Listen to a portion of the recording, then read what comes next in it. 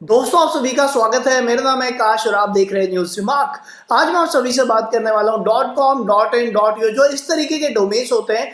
इन domains में अगर आप काम करेंगे आपके लिए क्या फायदा है और क्या नुकसान है। अगर आपको नहीं पता है इन सारे डोमेन्स में क्या क्या डिफरेंस होता है तो वीडियो देखते रहिए।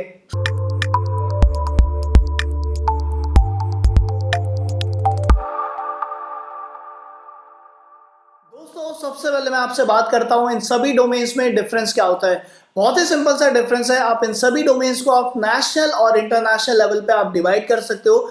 मैं आपको एक एग्जांपल देता हूं। आप इवेंट ब्लॉगिंग कर रहे हो इंडिया में और आप चाह रहे हो आपकी वेबसाइट इंडिया में जल्दी और प्रॉपर तरीके से रैंक हो जाए, तो उस केस में जिस डोमेन पे आपको वर्क करना चाहिए वो है .in डोमेन।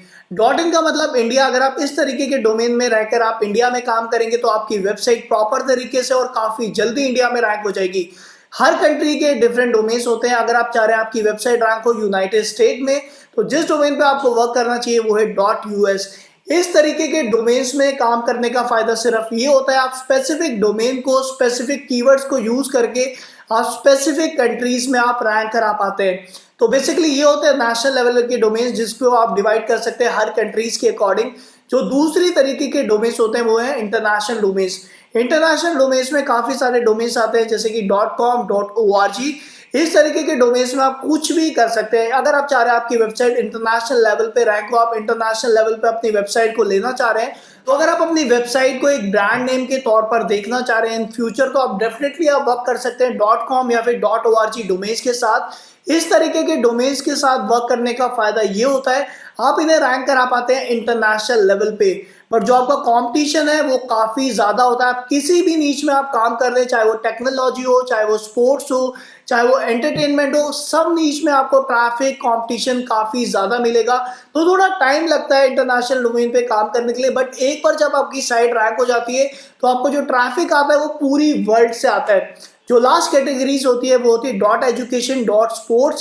तो आपने देखा होगा इस तरह के डोमेन्स भी मार्केट में अवेलेबल है। देखिए, .edu मतलब .education डोमेन। अगर कोई एजुकेशन वेबसाइट है तो उसका डोमेन होगा .edu, और अगर कोई स्पोर्ट्स वेबसाइट है तो उसका डोमेन होगा .sports। तो इस तरीके के काफी सारे डोमेन्स मार्केट में अवेलेबल है। अगर आप चाह रहे हैं आपकी वेबसाइट सिर्फ एजुकेशन पर रैंक हो, सिर्फ स्पोर्ट्स पर रैंक हो, तो आप इस तरीके के डोमेन्स भी आप परचेज कर सकते हैं।